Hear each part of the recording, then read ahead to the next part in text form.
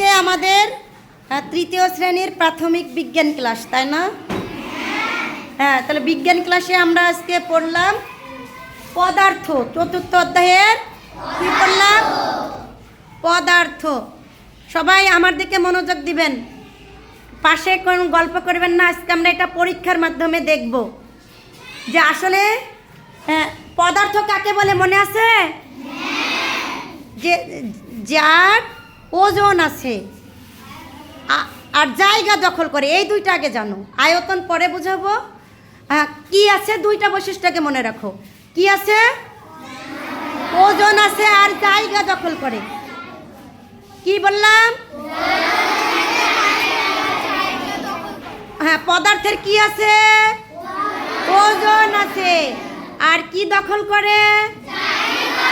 জায়গা দখল করে, তাকেই পদার্থ বলে। আচ্ছা, এখন আমি দেখাইছিলাম, আমাকে একটু হেল্প করো ভাইয়া, বাঁধন। হ্যাঁ, পিছনে হাত দিও না। হ্যাঁ, এই যে এই ডাস্টারটা একটা পদার্থ, তাই না? এর ওজন আছে না?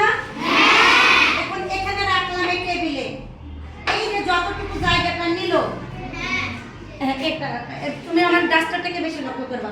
যেখানে ডাস্টার রাখলাম, এখন ওই জায়গাটা কার? ডাস্টারের। তাহলে এই কি জায়গাটা দখল করে নিল না? তুমি যেখানে তোমার সিটে বসেছো, এই যে এখন এই সিটটাতে ফাঁকা আছে, এখন আমি বসলাম, তাহলে এই জায়গাটা এখন কার হয়ে গেল? আমার। তাহলে আমি জায়গা দখল করলাম। এই যে লাঠিটা, এই লাঠিটা এখানে রাখলাম, তাহলে লাঠিটা কি করলো? তাহলে এটার কি ওজন আছে না নাই? এই চকটা আমি এখানে রাখলাম, চকটা কি করলো? হ্যাঁ, এই বইটা আমি যেখানে রাখলাম, কি করলো? বইয়ের ওজন আছে না নাই?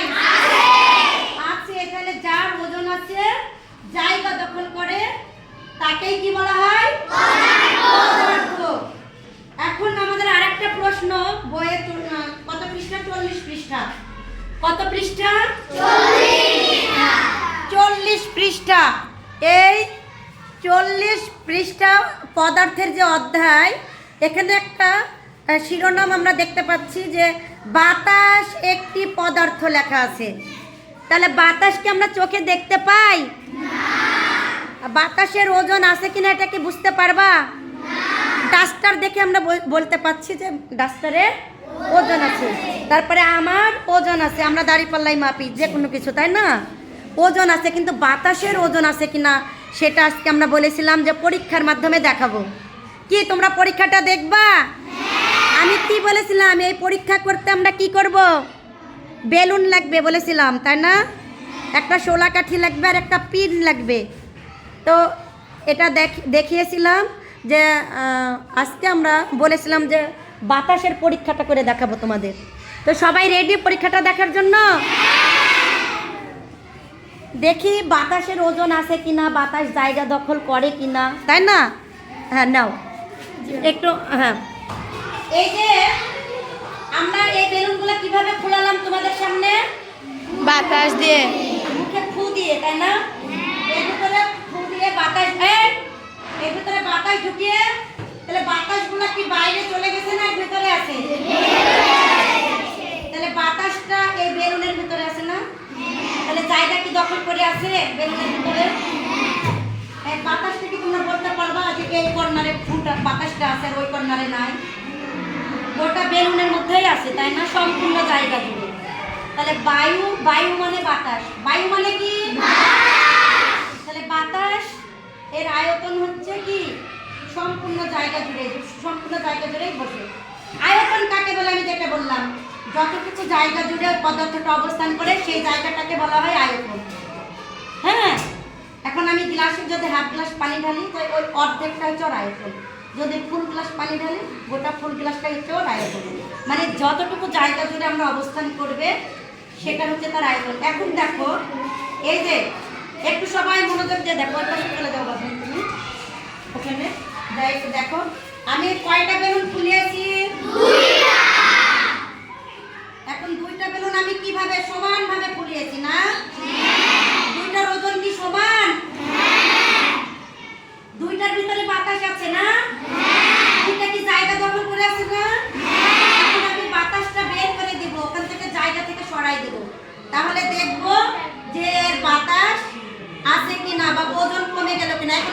সমান ওজন?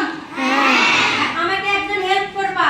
সাজিম এসো, আমি তোমাদের বড় ভাইকে একটু সাহায্য করার জন্য এনেছি, তোমরা ফাটাই ফেলে দেবা তাই। হ্যাঁ, এই যে সাজিম আমাদের সাহায্য করবে। সাজিম, তুমি এখন এক কাজ করো, এটা আস্তে করে বাতাস বের করে দাও পিন দিয়ে, আস্তে করে। দেখো ম্যাম। চাপ দাও এখানে, তাহলেই হবে। বন্ধ হয়ে গেছে? না, চালু আছে। আর খাড়া করে মারো আস্তে করে। দেখি হচ্ছে না? ভালো করে মার, কুনাত মার।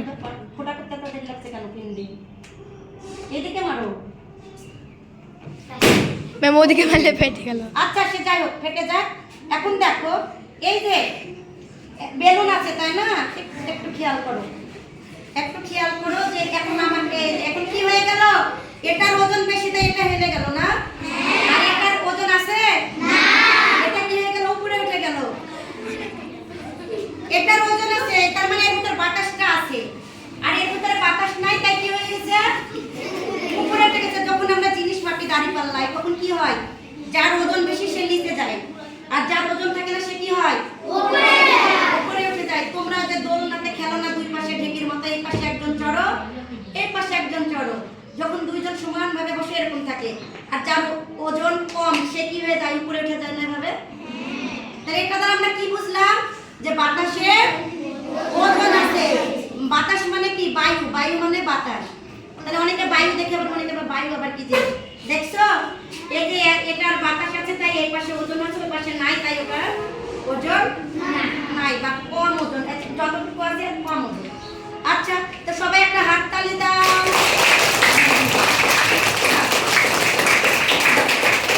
তাহলে তো তোমরা কি বুঝেছো বাবা?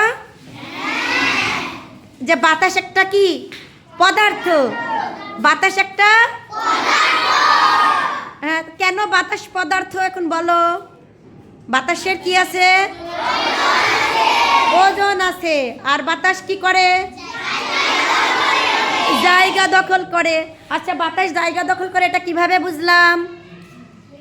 আমরা যখন বাতাসের মধ্যে বেলুনের মধ্যে ফু দিলাম, তখন ওই বাতাসগুলো বেলুনের মধ্যে থেকে গেল, ওই বেলুনের মধ্যে ওটা ওর জায়গা।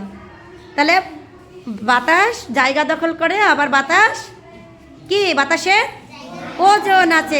আচ্ছা, সবাইকে অনেক ধন্যবাদ। যে আমরা এ থেকে কি প্রমাণ পেলাম? যে বাতাস একটি পদার্থ। আচ্ছা, তোমরা ফুটবল খেলো তাই না মাঠে? হ্যাঁ, এখানে তোমাদের বইয়ে ফুটবল দেওয়া আছে, দেখো। এই যে একটা ফুলানো ফুটবল আর একটা চুপসানো ফুটবল। তাহলে কোনটার ওজন বেশি হবে বলো তো?